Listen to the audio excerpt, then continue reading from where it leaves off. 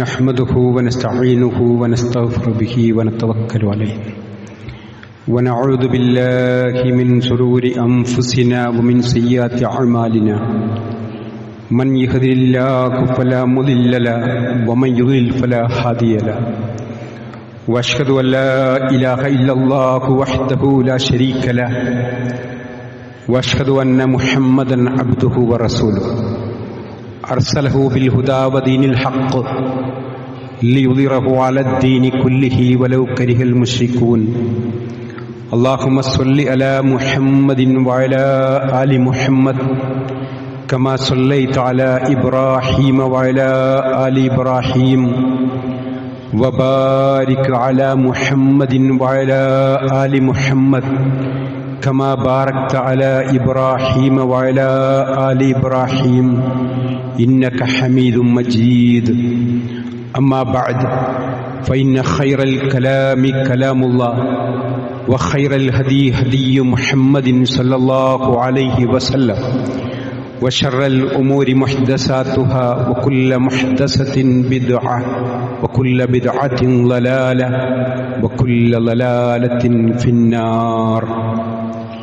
يا أيها الذين آمنوا اتقوا الله حق تقاته ولا تموتن إلا وأنتم مسلمون. يا أيها الناس اتقوا ربكم الذي خلقكم من نفس واحدة وخلق منها زوجها وبث منهما رجالا كثيرا ونساء واتقوا الله الذي تساءلون به والأرحام إن الله كان عليكم رقيبا. يا أيها الذين آمنوا اتقوا الله وقولوا قولا سديدا يصلح لكم أعمالكم ويغفر لكم ذنوبكم ومن يطع الله ورسوله فقد فاز فوزا عظيما.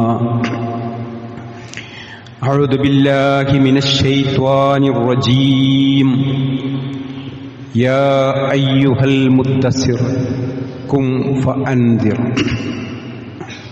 സത്യവിശ്വാസികളെ, വിശ്വാസിനികളെ, അള്ളാഹുവിൻ്റെ നിയമനിർദ്ദേശങ്ങൾ ജീവിതത്തിലുടനീളം പാലിച്ചുകൊണ്ട് റബ്ബിൻ്റെ മുമ്പിൽ നമ്മെല്ലാവരെയും ഒരുമിച്ച് ചേർത്ത് സകലമാന കർമ്മങ്ങളെക്കുറിച്ചും വിചാരണ ചെയ്യുന്ന പരലോകത്തെ ഭയന്നുകൊണ്ട് രഹസ്യ ജീവിതവും പരസ്യ ജീവിതവും വിശുദ്ധ ഖുർആനും പ്രവാചകചര്യയും അടിസ്ഥാനമാക്കി ശുദ്ധീകരിക്കണമേ എന്ന് എന്നോടെന്നപ്പോൾ നിങ്ങളോടും ഓർമ്മപ്പെടുത്തുകയാണ്, ഉപദേശിക്കുകയാണ്. അള്ളാഹു സൂക്ഷ്മത പാലിച്ച് ജീവിക്കുന്ന സൽജനങ്ങളിൽ നമ്മെയും കുടുംബത്തെയും ഉൾപ്പെടുത്തി അനുഗ്രഹിക്കുമാറാകട്ടെ. അള്ളാഹുവിൻ്റെ അതിമഹത്തായ അനുഗ്രഹത്താൽ വെള്ളിയാഴ്ച ജുമയിൽ സമ്മേളിക്കുന്ന സത്യവിശ്വാസികളായ നമ്മെ സംബന്ധിച്ചിടത്തോളം നമുക്ക് ലഭിച്ച അത്യപാരമായ അനുഗ്രഹമാണ് ഹിദായത്ത് എന്നത്, സന്മാർഗത്തിലാകുക എന്നത്. ഈ പള്ളിയിൽ വരുന്ന ആണുങ്ങളായാലും പെണ്ണുങ്ങളായാലും രണ്ട് കൈയും കാലും കൂട്ടിക്കെട്ടി ഒരു ദർഗയിൽ ഒരു ജാറത്തിൽ കൊണ്ടുപോയി അവിടുന്ന് പ്രാർത്ഥിക്കട എന്ന് പറഞ്ഞാൽ പോലും നമ്മൾ ആ ദർഗയിലുള്ള ആളെ വിളിക്കാതെ അല്ലാ എന്ന് തന്നെ വിളിക്കുന്നവരാണ് ഈ ജുമയ്ക്ക് കൂടി എല്ലാവരും. ആ ഹിദായത്തിൽ ഏത് പ്രതിബന്ധം വന്നാലും റബ്ബ് എന്നല്ലാത്തൊരു വിളി, അല്ലാ എന്നല്ലാത്തൊരു വിളി വരാത്ത, അത് ശ്രദ്ധിക്കുന്നവരാണ് നമ്മൾ. ഈ ഭാഗ്യം നമുക്ക് ലഭിച്ചിരിക്കുന്നത് അള്ളാഹുവിന്റെ അത്യപാരമായ അനുഗ്രഹമുണ്ട്. ഈ ഭാഗ്യം ലഭിച്ചാൽ നമ്മൾക്ക് നിർബന്ധമായ ബാധ്യത നിർവഹിക്കണം.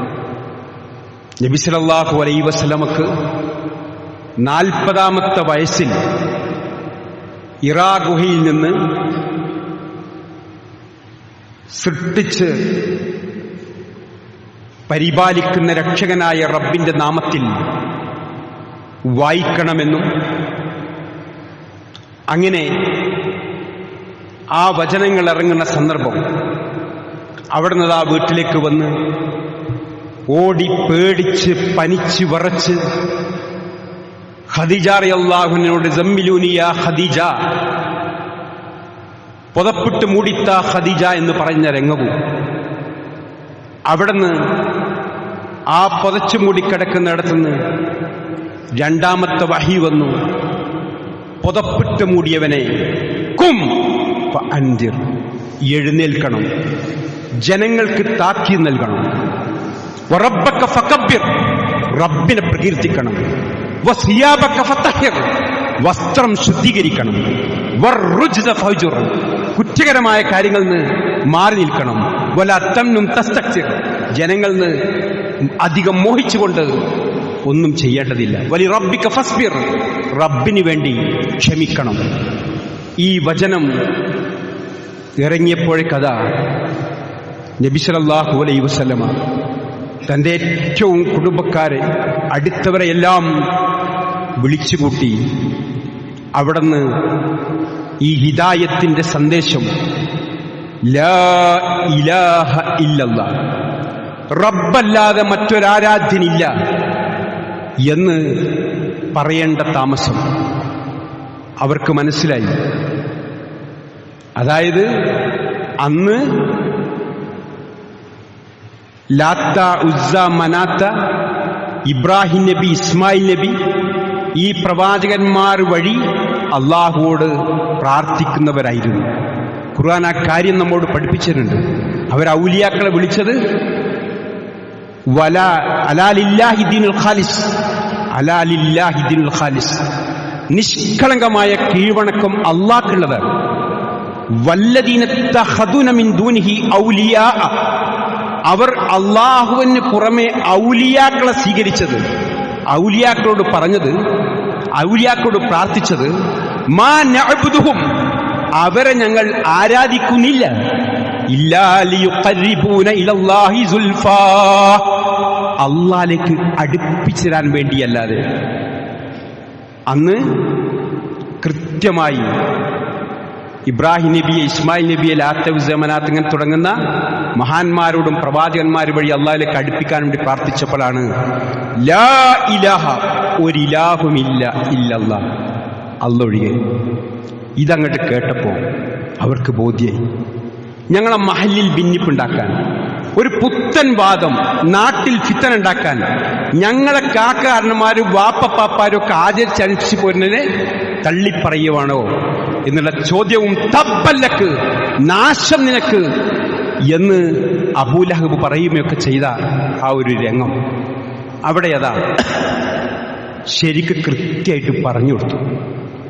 അങ്ങനെ ഈ സന്ദേശം ഉൾക്കൊണ്ട് ഖുർആൻ ഇങ്ങനെ ഇറങ്ങി ഓരോ ഘട്ടങ്ങളിലായി 23 വർഷം കൊണ്ട് ഇറങ്ങിത്തീരുമ്പോഴേക്ക് അത് കേട്ട, അത് ഉൾക്കൊണ്ട ആ സഹാബികളാരും എന്താണോ കിട്ടിയത് അത് പ്രവാചകൻ സ്വല്ലല്ലാഹു അലൈഹി വസല്ലം പറഞ്ഞതുപോലെ മറ്റുള്ളവർക്ക് പറഞ്ഞു കൊടുക്കുക എന്നുള്ള വലിയ ഉത്തരവാദിത്വം നിർവഹിച്ചു.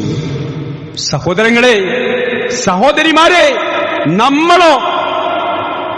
നമ്മളോ വെള്ളിയാഴ്ച ജുമുഅ കേട്ട്, ക്ലാസ് കേട്ട് റബ്ബിനോടല്ലാതെ പ്രാർത്ഥിക്കുകയില്ല എന്ന് പഠിച്ച നമ്മൾ ആ ദൗത്യം നിർവഹിക്കുന്നുണ്ടോ? അത് നമ്മുടെ ഓരോരുത്തരുടെയും ബാധ്യതയല്ലേ? ഓരോ ചാൻസും ഓരോ സന്ദർഭവും അത് ശരിക്കും ഉപയോഗപ്പെടുത്താൻ നമുക്ക് കഴിയേണ്ടതില്ലേ? ഈ പള്ളിയിൽ വരുന്ന നമ്മൾക്ക് ഓരോരുത്തർക്കും അതിന് സാധിക്കേണ്ടതില്ലേ? നമുക്ക് ആ ഭാഗ്യം ലഭിച്ചില്ലേ, ഹിദായത്തിന്റെ ഭാഗ്യം? ഇന്ന് നമ്മൾ പറയുമ്പോൾ അന്ന് റസൂലുള്ളാഹി ലാ ഇലാഹ, ഒരു ഇലാഹുമില്ല ഇല്ലല്ലാഹ് എന്ന് പറഞ്ഞപ്പോ അവർക്ക് കൃത്യമായിട്ട് ബോധ്യാതെ എങ്ങനെ ലാത്തയും മുസൈം ഇബ്രാഹിം നബി ഇസ്മായിൽ നബി ഒന്നും ആരാധ്യരല്ല. ഇതേപോലെ ഇന്ന് പറയുമ്പോൾ ചെയ്യണം, ബദരീങ്ങള്, മൊയ്തീൻ ഷെയ്ഖ്, മമ്പർത്ത തങ്ങള്, ഏർവാടി, അജ്മീർ, നാഗൂർ, മൊന്നമ്പത്ത്, മുത്തുപേട്ട, കാഞ്ഞിരമുറ്റം, സിയമക്കം, ഭീമാപ്പള്ളി എന്ന് വേണ്ട, ഇങ്ങനത്തെ എവിടെയൊക്കെ ഇവര് വഴി അള്ളാഹിനോട് പ്രാർത്ഥിക്കുന്ന, അവരോട് വിളിച്ച് പ്രാർത്ഥിക്കുന്ന ആരുണ്ടോ അവരോട് ഇത് പറഞ്ഞു കൊടുക്കാൻ പോരാ, ജാതിമത ഭേദമന്യേ സകലർക്കും, അതെ എല്ലാവരോടും പറയാൻ പറ്റിയ മഹനീയമായൊരു ആദർശം. ആരോടും പറയുക, വർഗീയതയില്ലാത്ത വിശ്വാസം. ഈസാ നബിയെ കാക്കണേ, മറിയം ബീവിയെ കാക്കണേ എന്ന് പറയുന്നവരോട്, ക്രിസ്തീയ സഹോദരങ്ങളോട് പറയാൻ ഖുർആൻ നമ്മോട് പറഞ്ഞിട്ടുണ്ട്, യാ അഹ്ലൽ കിതാബ്, ഏ വേദക്കാരെ തആലൗ, വരുവീൻ. ഈ ആയത്ത് നമ്മൾ ഖുർആനിൽ ഇങ്ങനെ ഓതുന്നു. സഹോദരങ്ങളെ, നമ്മൾ മുസാഹിഫ് വർഷിങ്ങനെ ഓതുന്നു, യാ അഹ്ലൽ കിതാബ്, വേദക്കാരെ നിങ്ങൾ വരുവീൻ, തആലൗ നിങ്ങൾ വരുവീൻ, സവായിൻ ബൈനനാ വബൈനക്കും, നിങ്ങൾക്കും നമ്മൾക്കും അഭിപ്രായ വ്യത്യാസമില്ലാത്ത ഒന്നിലേക്ക്, ഏകനായ റബ്ബിനോട് പ്രാർത്ഥിക്കണമെന്ന സന്ദേശത്തിലേക്ക് വരുവീൻ എന്ന് വിളിക്കാൻ ആയത്ത് നമ്മോട് പറയുന്നു. അതെ, അങ്ങനെ അവരെ വിളിക്കേണ്ട ഉത്തരവാദിത്വം നമുക്കുണ്ട്. അവരോട് പറയുമ്പം, ഹൈന്ദവ സഹോദരങ്ങളോട് പറയുമ്പം അവരോടൊക്കെ പറയാൻ, അതെ പറയുക, എത്തിച്ചു കൊടുക്കുക എന്ന ദൗത്യമാണ് നമ്മളൊക്കെ നിർവഹിക്കേണ്ടത്. എന്ന് പറഞ്ഞാൽ ഇസ്ലാമിലേക്ക് ഒരാളെയും നിർബന്ധിച്ച് കൊണ്ടുവരേണ്ട ആവശ്യമില്ല എന്ന് നബി സല്ലല്ലാഹു അലൈഹി വസല്ലമയോട് അള്ളാഹു പറഞ്ഞതാണ്. അപ്പൊ നർക്കോട്ടിക് ജിഹാദോ ലവ് ജിഹാദോ മറ്റൊന്നും ആവശ്യമില്ല. ഏറ്റവും ഉത്തരവാദിത്തമായിരിക്ക മുഹമ്മദ് നബി സ്വല്ലല്ലാഹു അലൈഹി വസല്ലം റസൂലുള്ളാഹിനോട് പറഞ്ഞത് എല്ലാ വെള്ളിയാഴ്ച നമ്മൾ കേൾക്കുന്നുണ്ട്, ഫദക്കിർ ഇന്നമാ അൻത മുദക്കിർ, നീ ഉത്ബോധിപ്പിക്കണം പ്രവാചകരെ, ഉത്ബോധകൻ മാത്രമാകുന്നു. ലസ്ത അലൈഹിം ബിമുസൈത്തിർ, നീ അവരെ പേരിൽ അധികാരം ചെലുത്തേണ്ടതില്ല.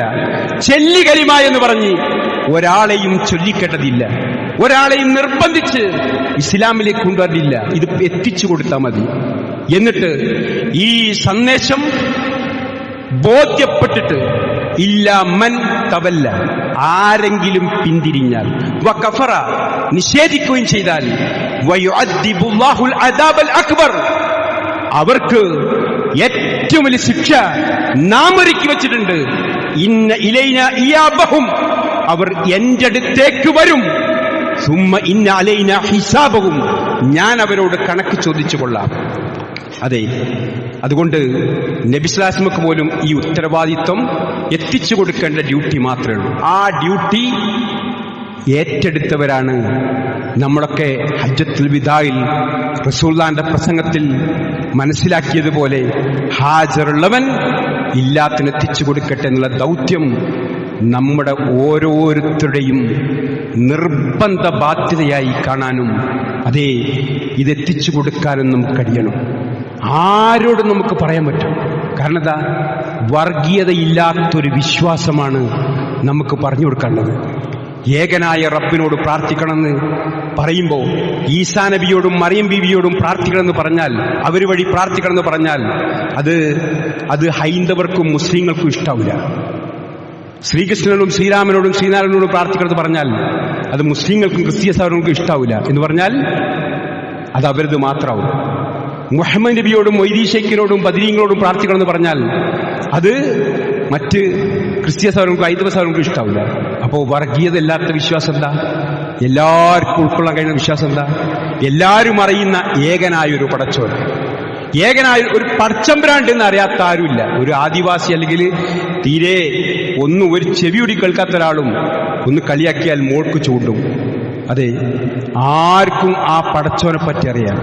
ആ പടച്ചോനെ പ്രാർത്ഥിക്കാവൂ എന്ന് പറഞ്ഞു കൊടുക്കുക എന്നുള്ള ഉത്തരവാദിത്തമാണ്, അതെത്തിക്കേണ്ട ദൗത്യ നിർവഹണമാണ് നമ്മളൊക്കെ നിർവഹിക്കേണ്ടത്.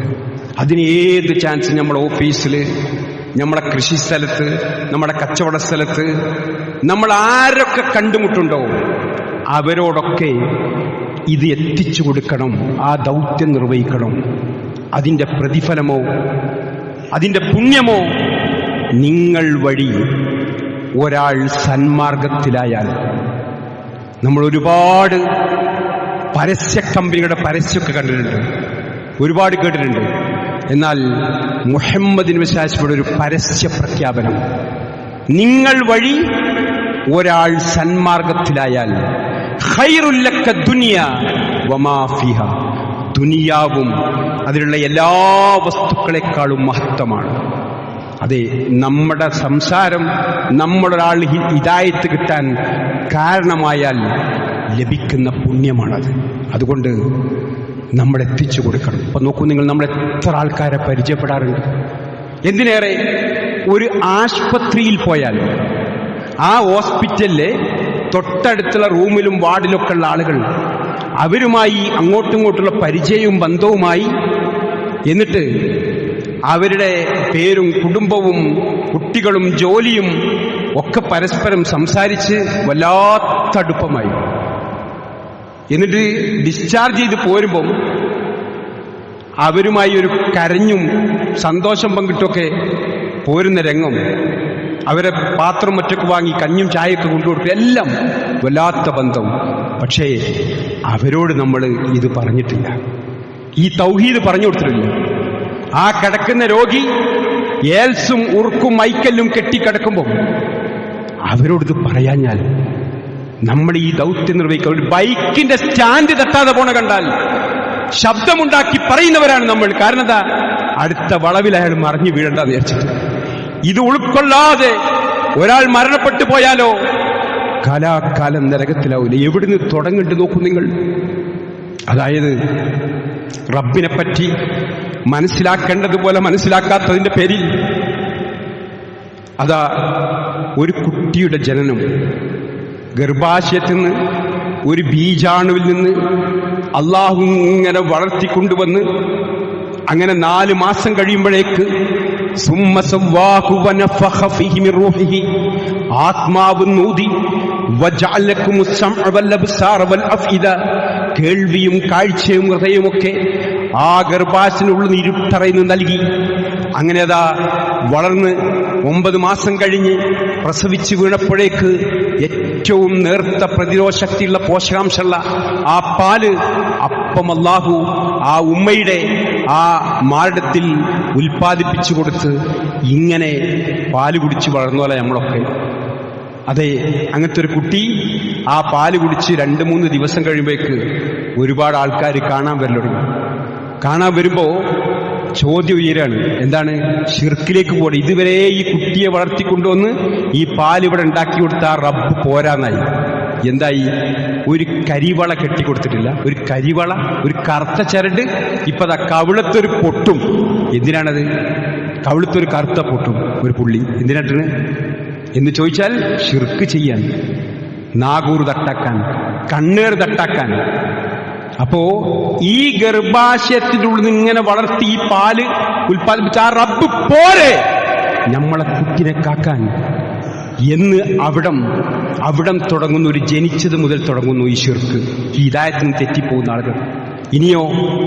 ഇനി അവസാനം ആശുപത്രികളിൽ നിന്ന് മടക്കി, അതെ, RCC റീജിയണൽ ക്യാൻസർ സെന്ററിൽ നിന്ന് മറ്റു സ്ഥലത്തുനിന്ന് നിങ്ങൾ ഇനി കൊണ്ടുപോയിക്കോളൂ, ഇനിയൊന്നും ചെയ്യാനില്ല എന്ന് ഡോക്ടർമാർ പറഞ്ഞ് അങ്ങനെ മടക്കിയിട്ടോ വീട്ടില് ഇങ്ങനെ കിടക്കുമ്പോഴും അവിടെയും അതാ വരുന്നു. ഈ കുട്ടിയുടെ അടുത്ത് വന്നതുപോലെ അവസാനമാകുമ്പോഴും വന്നിട്ട് പറയുന്നു, ഇന്ന ആൾ, ഇന്ന പാപ്പ, ഇന്ന തങ്ങൾ, ഇന്ന ഉസ്താദിന്റെ വെള്ളം കുടിച്ചപ്പം, ഉറുക്ക് കെട്ടിയപ്പം, നൂല് കെട്ടിയപ്പം ഇങ്ങനത്തെ ഒരാളെ എഴുന്നേറ്റ് നടന്നുണ്ട് എന്നൊക്കെയുള്ള വർത്താനം പറഞ്ഞ് കുറേ ഐക്കല്ലും ഉറുക്കും ഏൽസും കെട്ടി അങ്ങനെ അവസാനം മരണസമയത്തും ഇതൊക്കെ കെട്ടിക്കൊണ്ട് മരിക്കുന്നവർ. മുഹമ്മദിന് വിശ്വാസമയോ കൃത്യമായി 9 പേര് ഇസ്ലാം സ്വീകരിക്കാൻ വരിക. 8 ആൾക്ക് കലിമല്ലി കൊടുത്തു, 8 ആൾക്ക് ഷഹാദത്ത് ചൊല്ലിക്കൊടുത്തു. 9ാമത്തെ ആളെ കൈ പിടിച്ചപ്പോ ആ കൈമലൊരു ചരട്. ഇതെന്താന്ന് വെച്ചു, അതൊരു ബർക്കത്തിന് കെട്ടി പൊട്ടിച്ചെറിയൂ എന്നാലേ ഞാൻ കലിമ ചൊല്ലു. ആരെങ്കിലും ഏൽസോ ഉറുക്കോ ഐക്കല്ലോ കെട്ടിയാൽ അശറക്ക, ശിർക്ക് ചെയ്തു, പങ്കു ചേർത്തു. അതുകൊണ്ട് പാടില്ല. അതുകൊണ്ടാണല്ലോ മക്കയെന്നും മദീനെന്നും ഹജ്ജ് കഴിഞ്ഞു വരുമ്പോഴോ ഉംറ കഴിഞ്ഞു വരുമ്പോഴോ അവിടെയാണല്ലോ ബദറും മുഹദും ഖന്തക്കും ഒക്കെ നടന്നത്. അവിടുന്ന് ഇന്ന് വരെ ഒരു ഏൽസോ ഒരു ഉറുക്കോ ഐക്കല്ലോ ഹജ്ജോ ഉംറ കഴിഞ്ഞപ്പോൾ ഇത് മക്കയെന്ന് കൊണ്ടുവന്ന നൂലാണ്, അല്ലെങ്കിൽ അവിടെ നിന്ന് കൊണ്ടുവന്ന ഐക്കല്ലെന്ന് ആരെങ്കിലും കൊണ്ടുവരൂ നോക്കികള്. എന്നിട്ട് നമ്മൾ ഇതൊക്കെ കെട്ടും. ഇതൊക്കെ കെട്ടുന്നത് കാണുമ്പം, ഈ ശിർക്കിലേക്ക് പോകുമ്പം അത് പറഞ്ഞു കൊടുക്കുക എന്നുള്ള ഉത്തരവാദിത്വം നമ്മൾ നിർവഹിക്കേണ്ട നമ്മുടെ ഓരോരുത്തരുടെയും, ഈ ഖുത്ബ കേൾക്കുന്ന എല്ലാവരുടെയും ബാധ്യതയല്ലേ? നമ്മൾ നിർവഹിക്കേണ്ടതില്ലേ? ഈ ദഅവത്ത് ചെയ്യേണ്ടതില്ലേ? ഓരോ ചാൻസും യൂസുഫ് നബി അലൈഹി വസ്സലാം തടവറയിലാണ്, ജയിലിൽ കഴിയാണ്. ആ സമയത്ത് പോലും ആ തടവറയിലെ ചങ്ങാതിമാർ രണ്ടാളുകൾ ഇങ്ങനെ സ്വപ്നത്തിന്റെ വ്യാഖ്യാനം അറിയാൻ വേണ്ടി വരുമ്പം അവരോട് ആദ്യം അത് പറഞ്ഞു കൊടുക്കുന്ന ബുദ്ധി പറഞ്ഞു കൊടുക്കുകയാണ്, തൗഹീദ് പറഞ്ഞു കൊടുക്കണം. യാ സാഹിബ് സജ്നി, തടവറയിലെ ചങ്ങാതിമാരെ, അർബാബുൻ മുത്തഫരിഖൂന ഖൈറുൻ അമില്ലാഹുൽ വാഹിദുൽ ഖഹാർ, ചിന്നിച്ചിതറിയ പല റബ്ബുകളാണോ, ഏകനായ റബ്ബാണോ ഉത്തമം എന്ന് ചോദിച്ചുകൊണ്ട് ആ തടവറയിലെ സുഹൃത്തുക്കളോട് വരെ ആദ്യം ദഅവത്ത് കൊടുക്കുന്ന നമുക്ക് കാണാൻ സാധിക്കും. അതുകൊണ്ട് നമ്മുടെ ഓരോരുത്തരെയും നിർബന്ധ ബാധ്യതയായ ഈ ദഅവത്ത് ഏറ്റെടുക്കാൻ, നമ്മൾ ഓരോരുത്തരും കിട്ടുന്ന ചാൻസ് ഇത് പറഞ്ഞു കൊടുക്കാൻ നമുക്ക് കഴിയണം. ആ ദൗത്യമാണ് നബി സല്ലല്ലാഹു അലൈഹി വസല്ലമ സഹാബത്തിനെ ഏൽപ്പിച്ചത്. അവരതിങ്ങനെ പറയായിരുന്നു, കിട്ടുന്നതെല്ലാം ഓരോരുത്തരോടായി പറയാം. എത്രത്തോളം ഓരോ സഹാബിയും, ആ സഹാബികള് അവര് ദഅവത്ത് കൊടുത്ത ആൾക്കാരിങ്ങനെ വർദ്ധിച്ചു വരിക. ലോകത്തിന്റെ നാനാഭാഗത്തേക്ക് എത്രത്തോടത്തൊക്കെ അവർ പോയി. എത്രത്തോളം? ഒരു വക്തിന് 1,00,000 മടങ്ങ് കൂലി കിട്ടുന്ന ആ പള്ളിയിൽ നിന്നാണ്, ആ ഹറമെന്നാണ് ഇതില്ലാത്ത എത്തിച്ചു കൊടുക്കുന്നത് എന്ന് പറയുമ്പോൾ ഈ പുണ്യഭൂമി എന്ന അവരെന്ത് ചെയ്യാണ്? ഇതിനേക്കാൾ ഇതിലേക്ക് ഒരുപാട് ആൾക്കാരെ കൊണ്ടുവരാൻ, ഈ ഹജ്ജിനും ഉംറക്കും കൊണ്ടുവരാൻ ഇതിനേക്കാൾ കൂലി കിട്ടുന്ന ആ പ്രവർത്തനത്തിലേക്ക് പോയി. സഹാബത്തിന്റെ ഖബറ് മിക്കവരതും മക്കയിലും മദീനയിലും ഇല്ല. കാരണം എന്താ? അവരിത് എത്തിച്ചു കൊടുക്കാൻ പോയി. അവരെ കച്ചവടവും മറ്റു ഏർപ്പാടും ഇടപാടും എല്ലാം അവർ ഇതുമായി ബന്ധിപ്പിച്ചുകൊണ്ടായി. അങ്ങനെ ഈ സന്ദേശം എത്തി. ഇന്ന് നമ്മളൊക്കെ ഇതൊക്കെ കേട്ട് ഹിദായത്ത് ഉൾക്കൊള്ളുന്ന നമ്മൾ ഈ ദൗത്യം നിർവഹിക്കുന്നുണ്ടോ? അതിന്റെ പേരിൽ റബ്ബ് നമ്മളെ ചോദ്യം ചെയ്യില്ലേ? മുഹമ്മദ് നബി സല്ലല്ലാഹു അലൈഹി വസല്ലം സഹാബത്തിനോട് ഇരിക്കുമ്പോഴാണല്ലോ ഒരു ജൂതന്റെ മയ്യത്ത് ഇങ്ങനെ കൊണ്ടുപോകുമ്പോൾ റസൂലുള്ളാഹി എഴുന്നേറ്റുന്നു. സഹാബത്ത് ചോദിച്ചു, അല്ലാഹു റസൂലേ, ജൂതന്റെ മയ്യത്തല്ലേ? ജൂതന്മാർ എന്നും ഇസ്ലാമിന്റെ ശത്രുക്കളാണല്ലോ, ജൂതന്റെ മയ്യത്തല്ലേ? റസൂൽ പറഞ്ഞു, ജൂതനാണെങ്കിലും മനുഷ്യനല്ലേ? എന്നിട്ട് പിന്നെ റസൂൽ ഇങ്ങനെ കരയാണ്. കണ്ണിന്ന് കണ്ണീരിങ്ങനെ ധാരാളമായി വന്നപ്പോ സഹാബത്ത് ചോദിക്കുന്ന ഒരു ചോദ്യല്ലേ, അല്ല റസൂലേ, എന്തിനാ നിങ്ങൾ കരയണത്? ജൂതന്റെ മയ്യത്ത് കൊണ്ടുള്ള നിങ്ങൾ എന്തിനാ കരയണത്? റസൂൽ പറഞ്ഞത്, ഞാൻ ജീവിച്ചിരിക്കെ അയാൾക്ക് ഈ ദീന്റെ സന്ദേശം, ഹിദായത്തിന്റെ സന്ദേശം, റബ്ബിനെ മാത്രം ആരാധിക്കണം എന്നുള്ള മഹിതമായ സന്ദേശം ഒന്ന് പറഞ്ഞു കൊടുക്കാത്തതിന്റെ പേരിൽ നാളെ റബ്ബിന്റെ കോടതിയിൽ എന്നെ ചോദ്യം ചെയ്യുമോ എന്ന് ഭയന്നിട്ടാണ് ഞാൻ കരയുന്നത് സഹാബത്തെ എന്ന് പറയുമ്പോ ഓർക്കുക സഹോദരങ്ങളെ, നമ്മളെ വീട്ടിലും കുടുംബത്തിലും പരിസരത്തൊക്കെ എത്ര ആളുകൾ ഇങ്ങനെ മരിച്ചു പോകുമ്പോൾ നമ്മൾ പല രീതിയിലുള്ള സംവിധാനങ്ങളുണ്ടാകും. ഒരു വാപ്പ മരിച്ചു, കുട്ടികൾ എത്തിയുമാണ്, സർവകക്ഷി യോഗം വിളിച്ച് എല്ലാ കക്ഷിയും രാഷ്ട്രീയവും അതൊക്കെ ഉൾക്കൊണ്ട് എന്ത് ചെയ്യും? അവരെ സഹായിക്കാനുള്ള സംവിധാനം നമ്മൾ ഉണ്ടാക്കും, ആ കുട്ടികൾക്ക് ദത്തെടുക്കാനും നോക്കാനും ഒക്കെ. പക്ഷേ ആ പോണ ഉപ്പാക്ക് ഹിദായത്ത് കിട്ടിയില്ലല്ലോ എന്നുള്ള ഒരു കരച്ചിലോ ഒരു ചർച്ചയോ എവിടെ ഉണ്ടാവും? അതുകൊണ്ട് ഈ ദൗത്യം നമ്മൾ നിർവഹിക്കണം സഹോദരങ്ങളെ. അതിന്റെ ഗൗരവം നമ്മൾ ഉൾക്കൊള്ളണം. അതുകൊണ്ട് പൊതച്ചു മൂടിയവനെ കുംഫ അൻതിർ, എഴുന്നേറ്റ് ജനങ്ങൾക്ക് താക്കി നൽകുക, റബ്ബിനെ പ്രകീർത്തിക്ക്, വസ്ത്രം ശുദ്ധീകരിക്ക് എന്നിങ്ങനെ ഖുർആൻ പഠിപ്പിച്ച ആ ദൗത്യം നമ്മളൊക്കെ നിർവഹിക്കണം. അതെ, നമ്മൾ ആ ദൗത്യം ഏറ്റെടുക്കണം. ഓരോ ചാൻസും ഈ ദീനെത്തിക്കാൻ അത് നമ്മുടെ ദൗത്യ നിർവഹണത്തിന്റെ ഭാഗമായി ചെയ്യാൻ നമുക്കെല്ലാവർക്കും കഴിയണം. ആരോടും നമുക്ക് പറയാം. അതെ, ഒരു കുട്ടി വലിയ ഒരു അസുഖം വന്ന്, ന്യൂറോ പ്രോബ്ലം വന്ന് ഐസിയുല് ഒരു ഡോക്ടർ, ഒരു ഹൈന്ദവ ഡോക്ടർ ആ കുട്ടിനെ അങ്ങനെ നോക്കുകയാണ്. രാത്രിയൊക്കെ ഏറെ നേരം നേഴ്സസിനൊക്കെ നിർദ്ദേശം കൊടുത്ത് ഇടയ്ക്കിടയ്ക്ക് വന്ന് അങ്ങനെ രക്ഷപ്പെടില്ല എന്നുള്ള ആ കുട്ടി അൽഹംദുലില്ലാ രക്ഷപ്പെട്ട് ഒരാഴ്ച കഴിഞ്ഞ് ഡിസ്ചാർജ് ആകണമെന്ന് ഡോക്ടർ ഇങ്ങനെ അടുത്തേക്ക് വരുമ്പം ആ കുട്ടി ഒരു ഖുർആന്റെ പരിഭാഷ കൊണ്ടുപോയി വെച്ചിട്ടുണ്ട്. ഇത്ര തന്നെ നോക്കിയ ഡോക്ടർക്ക് ഈ ഹിദായത്ത് കിട്ടണം എന്ന നിലക്ക് പറഞ്ഞു കൊടുക്കണം. എനിക്ക് വീട്ടുകാരോട് ഖുർആൻ പരിഭാഷ കൊണ്ടുപോയിപ്പിച്ചിട്ട് ഡോക്ടർ പറഞ്ഞു മിടുക്കരാണ്, ഉഷാറായിട്ട് എല്ലാവർക്കും സന്തോഷം. ഡോക്ടറെ, എനിക്ക് നിങ്ങളോടൊരു കാര്യം പറയാണ്ട് ഡോക്ടർ, ഇന്നെങ്ങനൊക്കെ നോക്കിയതോ ഡോക്ടറാണ് നിങ്ങൾ, എന്താ മോനെ പറയൂന്ന് പറയുമ്പോൾ ആ കിടന്നുകൊണ്ട് ആ രോഗിയായ കുട്ടി പറയാണ്, ഡോക്ടറെ നിങ്ങൾ ആരോടാ പ്രാർത്ഥിക്കല്? ആ ഹൈന്ദവ ഡോക്ടർ പറഞ്ഞു, ദൈവങ്ങളോട്. എത്ര ദൈവമുണ്ട് ഡോക്ടർ? ഒറ്റ ദൈവമേ ഉള്ളൂ. ആ ദൈവത്തോട് പ്രാർത്ഥിക്കണമെന്ന് പറയാനല്ല ഡോക്ടറെ മഹർഷിമാരും മുനിമാരും പ്രവാചകന്മാരും പുണ്യപുരുഷന്മാരും വന്നത്. അതുകൊണ്ട് ആ ദൈവത്തോട് പ്രാർത്ഥിക്കണം ഡോക്ടർ. അതാണ് മോക്ഷത്തിന്റെ വഴി. ഡോക്ടറെ, നമ്മളൊക്കെ ഒന്നാണ്. നമ്മൾ ശ്വസിക്കുന്ന വായു ഒന്ന്, നമ്മൾ കുടിക്കുന്ന വെള്ളം ഒന്ന്, നമ്മൾ കഴിക്കുന്ന ഭക്ഷണം ഒന്ന്, നമ്മുടെ ശരീരം ഒഴുകുന്ന രക്തം ഒന്ന്, നമുക്ക് ലഭിക്കുന്ന സൂര്യന്റെ വെളിച്ചം ഒന്ന്, നമ്മളെ പടച്ചോൻ ഒന്ന്. ആ പടച്ചോനോട് പ്രാർത്ഥിക്കണം. ഇത്ര ആത്മാർത്ഥമായി എന്നെ സേവിച്ച, എന്നെ നോക്കി നിങ്ങൾക്ക് രാത്രി ഉറക്കളിച്ച് എൻ്റെ അടുത്തേക്ക് വന്ന് നിർദ്ദേശം കൊടുത്ത നിങ്ങൾക്ക് ഇതിൻ്റെ ഒക്കെ കർമ്മത്തിന്റെ ഫലം ഇവിടുത്തെ മാനേജ്മെന്റ്, ഇവിടുത്തെ ഗവൺമെന്റ് നിങ്ങൾക്ക് കൂലി തന്നാൽ അതെത്തില്ല. അതെ, നല്ലതുപോലെ ആത്മാർത്ഥമായി ജോലിയെടുക്കണമെന്നും അലസമായി പണിയെടുക്കണമെന്നും ഒരേ ശമ്പളേ ഗവൺമെന്റ് കൊടുക്കാൻ കഴിയും, മാനേജ്മെന്റ് ചെയ്യാൻ കഴിയും. കർമ്മത്തിന്റെ ഫലം പൂർണ്ണമായി ലഭിക്കുന്ന ഒരു വേദിയുണ്ട്, സ്വർഗനരകമുണ്ട്. അവിടെ മോക്ഷം ലഭിക്കാൻ ഇതാണ് വഴി ഡോക്ടർ. ഇതാ ഒരു ഖുർആന്റെ പരിഭാഷ ഡോക്ടർ ഒന്ന് വായിക്കണ്ടു എന്ന് പറഞ്ഞ് സന്തോഷപൂർവ്വം 10 മിനിറ്റ് കൊണ്ട് ആ ഖുർആന്റെ പരിഭാഷയും വാങ്ങി ആ ഡോക്ടർ ഡിസ്ചാർജ് ചെയ്ത് കൊടുത്തു പോയി. 2 ആഴ്ച ഈ ഖുർആന്റെ പരിഭാഷ വായിച്ചപ്പോഴേക്ക് ആ ഡോക്ടർ മുസ്ലിമാകുകയാണ്. അതെ, ആ കുട്ടിയുടെ ആ ഒരു ദഅവത്ത് കാരണം ആ ഡോക്ടർ മുസ്ലിമായിട്ട് പിന്നെ ആ ഡോക്ടർ ഞാനൊരു ദിവസം ഒരു പള്ളിയിൽ നിന്ന് ഒതു കൊടുക്കണേ കാണുന്നു. എങ്ങനെ ഒതു കൊടുക്കണത്? ഡോക്ടർ നബീൽ എന്നാണ് ആ ഡോക്ടറുടെ പേര്.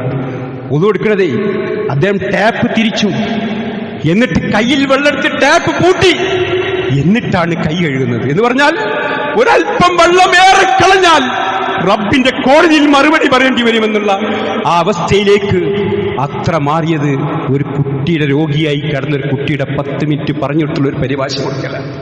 അതുകൊണ്ട് സഹോദരങ്ങളെ, തെറ്റിദ്ധരിച്ച ഇസ്ലാമിനെ തെറ്റിദ്ധരിച്ച മുസ്ലിങ്ങളെ തെറ്റിദ്ധരിച്ചവരോട് ഇതാ സ്നേഹവായ്പോടുകൂടി ജീവിക്കുന്ന സാക്ഷികളായി ഇതെത്തിക്കുക എന്നുള്ള ദൗത്യം നിർവഹിക്കാൻ നമുക്ക് കഴിയേണ്ടതുണ്ട്. അള്ളാഹു നമുക്കെല്ലാവർക്കും അതിനുള്ള തൗഫീക്ക് നൽകി അനുഗ്രഹിക്കുമാറാകട്ടെ.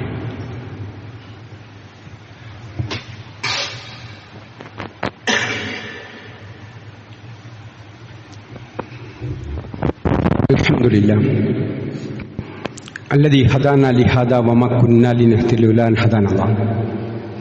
اللهم صل على محمد وعلى آل محمد. أيها الناس اتقوا الله حق تقاته ولا تموتن إلا وأنتم مسلمون. ഒരിക്കൽ കൂടി അള്ളാഹുവിൻ്റെ നിയമനിർദ്ദേശങ്ങൾ സൂക്ഷിക്കണമെന്നും എന്നോടൊന്നപ്പോൾ നിങ്ങളും ഓർമ്മപ്പെടുത്തുകയാണ്. അള്ളാഹു നമുക്കെല്ലാവർക്കും അതിനുള്ള തൗഫീക്ക് നൽകി അനുഗ്രഹിക്കുമാറാകട്ടെ. സഹോദരങ്ങളെ, ഒരുപാട് ജീവകാരുണ്യ പ്രവർത്തനങ്ങളിൽ സജീവരാണ്. എന്ത് കേട്ടാലും അതിനൊക്കെ ഓടി സഹായിക്കുന്നവരാണ് നമ്മൾ. അങ്ങനെയാണല്ലോ വിശ്വാസികൾ. നമ്മളെല്ലാവരും ആ ദൗത്യം നിർവഹിക്കുന്നു. പ്രത്യേകിച്ച് മഴക്കാലത്തൊക്കെ പട്ടിണിയും പ്രയാസമുള്ളവർക്കൊക്കെ കുട്ടികൾക്ക് സ്കൂളിലും മറ്റുമൊക്കെയുള്ള ഉപകരണങ്ങൾ എല്ലാത്തിനും എന്തൊക്കെ ചെയ്യാൻ പറ്റുമോ അങ്ങനത്തെ കേൾക്കുമ്പോഴേക്ക് നമ്മൾ ചെയ്യാൻ ശ്രമിക്കുന്നവരാണ് ജുമയ്ക്ക് വരുന്ന എല്ലാവരും. അള്ളാഹു സ്വീകരിക്കുമാറാകട്ടെ. സഹോദരങ്ങളെ, ഒരാൾക്ക്, ഒരു രോഗമായ ഒരാൾക്ക് നമ്മൾ മരുന്ന് വാങ്ങി കൊടുക്കുകയോ മറ്റ് സൗകര്യം ചെയ്തു കൊടുക്കുകയോ ചെയ്താൽ കുറച്ച് കാലം കഴിയുമ്പോഴേക്ക് അയാൾക്ക് വീണ്ടും മറ്റൊരു രോഗം വരും. ഒരാൾക്ക് വിശക്കുന്ന ഒരു വ്യക്തിക്ക് നമ്മൾ ഭക്ഷണം വാങ്ങിക്കൊടുത്താൽ അടുത്ത നേരമാകുമ്പോൾ അയാൾക്ക് വീണ്ടും വിശക്കും. ഒരാൾക്ക് നമ്മൾ വീടുണ്ടാക്കി കൊടുത്താൽ ഒരു പ്രളയമോ മറ്റൊക്കെ വരുമ്പോൾ അത് ചിലപ്പോൾ തകരും. ഇതൊക്കെ നമ്മൾ ചെയ്യണം, നമ്മൾ മുൻപന്തിയിലാണ്. എന്നാൽ ഒരാൾക്ക് ഹിദായത്ത് കിട്ടിയാൽ അയാൾ കാലാകാലം നരകത്തിൽ നിന്ന് മോചിതമായി സ്വർഗത്തിലെത്തും. അതുകൊണ്ട് ഏറ്റവും വലിയ ജീവകാരുണ്യ പ്രവർത്തനം ഈ സന്മാർഗം എത്തിച്ചു കൊടുക്കലാണ്. അതാണ് നമ്മൾ ചെയ്യേണ്ടുന്ന ഏറ്റവും വലിയ ദൗത്യം. അത് എവിടെയും നമുക്ക് ചെയ്യാം. അതാണല്ലോ നബി സല്ലല്ലാഹു അലൈഹി വസല്ലമ അയൽവാസിയായ ഒരു ജൂതന്റെ കുട്ടി രോഗമായി കിടക്കുമ്പോൾ അവിടേക്ക് ചെല്ലുകയാണ്. ആ രോഗിയെ സന്ദർശിക്കാൻ ചെല്ലുകയാണ്. ആ കുട്ടിനെ സന്ദർശിക്കാൻ, രോഗിയായി കിടക്കുന്ന കുട്ടിനെ സന്ദർശിക്കാൻ ചെല്ലുക. ചെന്ന് റസൂലുള്ളാഹി ആ കുട്ടിയെ ഇങ്ങനെ സന്ദർശിക്കുമ്പോൾ റസൂലുള്ളാഹിക്ക് മനസ്സിലായി ഈ കുട്ടി മരിക്കുകയാണ്, മരണത്തോടടുക്കുകയാണ്. അപ്പോൾ റസൂലുള്ളാഹി കാത്തുന്നില്ല, അസ്ലിം, മുസ്ലിമാക് എന്നീ കുട്ടിയോട് പറയാണ്. തൗഹീദ് പറഞ്ഞു കൊടുക്കണം. അപ്പൊ ആ കുട്ടി ഈ ജൂതനായ അച്ഛന്റെ മുഖത്തേക്ക് ഇങ്ങനെ നോക്കുകയാണ്. അപ്പൊ ആ ജൂതൻ പറഞ്ഞു, അബാ കാസിം പറഞ്ഞത് അനുസരിച്ചോ. നബി സല്ലല്ലാഹു അലൈഹി വസല്ലമക്ക് അബാ കാസിം എന്നൊരു പേരുണ്ടായിരുന്നു. അബാ കാസിം പറഞ്ഞത് അനുസരിച്ചോ. ആ കുട്ടിക്ക് റസൂലുള്ളാഹി ശഹാദത്ത് ചൊല്ലി കൊടുത്തു. ആ കുട്ടി മുസ്ലിമായിട്ടാണ് മരിക്കുക. അപ്പൊ അങ്ങനത്തെ ഒരു ഘട്ടത്തിൽ പോലും നമ്മൾ പറയാൻ മടിക്കരുത്. അതെ, എവിടെയും ഏത് ചാൻസും ഉപയോഗപ്പെടുത്തി പറയുക എന്നത് നമ്മളൊക്കെ ചെയ്യണം. ജുമാ കഴിഞ്ഞ് നമ്മൾ ഭക്ഷണം കഴിക്കും വരെ നമുക്ക് ഈ ചെറിയ ചെറിയ കാര്യങ്ങൾ പറഞ്ഞു കൊടുക്കാം. ഒരുമിച്ച് ഭക്ഷണം കഴിക്കുന്നത്, എല്ലാവരും ഒപ്പം ഇരിക്കുന്നത്, വലത്തെ കൈകൊണ്ട് കുടിക്കുന്ന ഒരു കുട്ടിയോട് ഇടത്തെ കൈകൊണ്ട് കുടിക്കുന്ന ഒരു കുട്ടിയോട് മോനെ വലത്തെ കൈകൊണ്ട് കുടിക്കുക. അങ്ങനെ ഒപ്പം ഇരുന്ന് ഭക്ഷണം കഴിച്ച് റസൂലുള്ളാഹി കഴിച്ച പ്ലേറ്റും കൈയ്യ പ്ലേറ്റും കണ്ടറിയില്ല, വൃത്തിയായി കഴിക്കുക. ഇങ്ങനെ തുടങ്ങി എവിടെയൊക്കെ നമുക്ക് ഉപദേശം കൊടുക്കാണ്ടോ അവിടെയൊക്കെ കൊടുത്ത് യഥാർത്ഥ ഹിദായത്തിന്റെ ഈ സന്ദേശം അത് ഏറ്റവും പ്രധാനമായി കണ്ട് അതെത്തിച്ചു കൊടുക്കുന്ന വിഷയത്തിൽ നമ്മളേറെ ശ്രദ്ധാലുക്കളാകുക. അങ്ങനെ നമ്മൾ ഈ ജുമായ്ക്ക് വരുന്ന ആൾക്കാർ ഈ ദൗത്യം നിർവഹിച്ചാൽ എത്ര ആളുകൾക്കാണ് സന്മാർഗം കിട്ടുക. അതിന് എന്തൊക്കെ വഴിയുന്നുണ്ട്. ആ വഴികൾ സ്വീകരിച്ച് അവർക്ക് പീസ് റേഡിയോ പരിചയപ്പെടുത്തി കൊടുക്കാം. അവർക്ക് നല്ല നല്ല ഈ ഹിദായത്ത് കിട്ടിയാൽ പിന്നെ അതിൻ്റെ ആ വഴികൾ ഖുർആന്റെ തഫ്സീർ അമാനി നടിച്ചാൽ അമാൻ തഫ്സീറിലെ മൊത്തം ഇന്ന് കിട്ടുന്ന സംവിധാനം, എല്ലാ സംവിധാനം അതൊക്കെ ഒന്ന് പറഞ്ഞു കൊടുക്കാനും പരിചയപ്പെടുത്താനും ഒക്കെ സഹോദരിമാരെ നമുക്ക് കഴിയണം. അള്ളാഹു തൗഫീഖ് നൽകുമാറാകട്ടെ.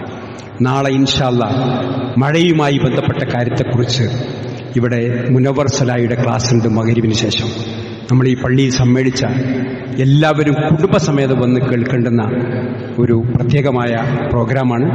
എല്ലാവരും അതിൽ പങ്കാളികളാകണമെന്ന് ഓർമ്മപ്പെടുത്തുകയാണ്. അള്ളാഹു ദീന്റെ മാർഗത്തിലേക്ക് നമ്മൾ ഏറെ സഞ്ചരിക്കാനും ഹിദായത്തിന്റെ വഴി ജനങ്ങൾക്ക് എത്തിച്ചു കൊടുക്കാനും അങ്ങനെ പ്രവാചകന്മാരുടെ, സിദ്ദീഖീങ്ങളുടെ, ശുഹദാക്കളുടെ, സ്വാലിഹീങ്ങളുടെ കൂടെ സ്വർഗ്ഗത്തെത്താനുമുള്ള മഹാസൗഭാഗ്യം അള്ളാഹു നമുക്കും കുടുംബത്തിനും നൽകി അനുഗ്രഹിക്കുമാറാകട്ടെ. ലോകത്തിന് നാനാഭാഗത്ത് ഒട്ടേറെ പ്രയാസങ്ങളും പ്രതിസന്ധികളും യുദ്ധക്കെടുതികളും അനുഭവിക്കുന്നവർക്ക് അള്ളാഹു അവർക്ക് ആശ്വാസം നൽകുകയും നമ്മുടെ രാജ്യത്തും ലോകത്തും നിർഭയത്വം നൽകി അള്ളാഹു അനുഗ്രഹിക്കുകയും ചെയ്യുമാറാകട്ടെ. ഫലസ്തീനിലും ഗസയിലുമൊക്കെയുള്ള പട്ടിണി കടന്ന് മരിക്കുന്ന മക്കൾ, ആ മരിക്കുന്ന സമയത്തൊക്കെ അവർക്ക് ആ ഈമാൻ ഉൾക്കൊണ്ടുകൊണ്ട് ഷഹീദ് അവരെ ആക്രമണങ്ങളും പ്രയാസങ്ങളും സഹിച്ച് മരിക്കുമ്പോഴൊക്കെ ബാക്കിയുള്ളവർ ആ ഈമാൻ സ്വർഗ്ഗനം കൺമുമ്പിൽ കണ്ട് എൻ്റെ കുട്ടി രക്തസാക്ഷിയായി എന്ന് പറയുന്ന ആ ഒരു മാനസികാവസ്ഥയിലുള്ള ഈമാൻ അത് അള്ളാഹു നേർത്തിക്കൊടുക്കുകയും നമുക്കും ആ ഒരു ഇസ്സത്തും ഏത് പ്രതിസന്ധിയിലും പിടിക്കാനുള്ള കരുത്തും നൽകി അള്ളാഹു അനുഗ്രഹിക്കുമാറാകട്ടെ. ഈ ലോകത്തിന് വിട പറയുമ്പോൾ ഉറക്കെ ലാ ഇലാഹ ഇല്ലല്ലാഹ് ഉരുവിട്ട് മരിക്കാനുള്ള മഹാസൗഭാഗ്യം അള്ളാഹു നമുക്കെല്ലാവർക്കും പ്രദാനം ചെയ്യുമാറാകട്ടെ. എളിമയും താഴ്മയും വിനയവും ഭക്തിയും അള്ളാഹു നമുക്കെല്ലാവർക്കും ധാരാളമായി വർദ്ധിപ്പിച്ചിരുമാറാകട്ടെ. മനസ്സിലെ എല്ലാ കുടുസായ ചിന്തകളും, പോരും കേടും കിബറും അഹങ്കാരവും കാപ്പട്യുമെല്ലാം അള്ളാഹു വെള്ളവസ്ത്രം അഴുക്കും ശുദ്ധിക്കും പ്രകാരം നമ്മളിന്ന് കഴുകി ശുദ്ധമാക്കി തരുമാറാകട്ടെ. اللهم اغفر للمؤمنين والمؤمنات والمسلمين والمسلمات الأحياء منهم والأموات إنك مجيب الدعوات يا قاضي الحاجات. اللهم أجرنا من النار. اللهم أعز الإسلام والمسلمين وأذل الشرك والمشركين. ربنا هب لنا من أزواجنا وذرياتنا قرة أعين واجعلنا للمتقين إماما. ربنا آتنا في الدنيا حسنة وفي الآخرة حسنة وقنا عذاب النار. والحمد لله رب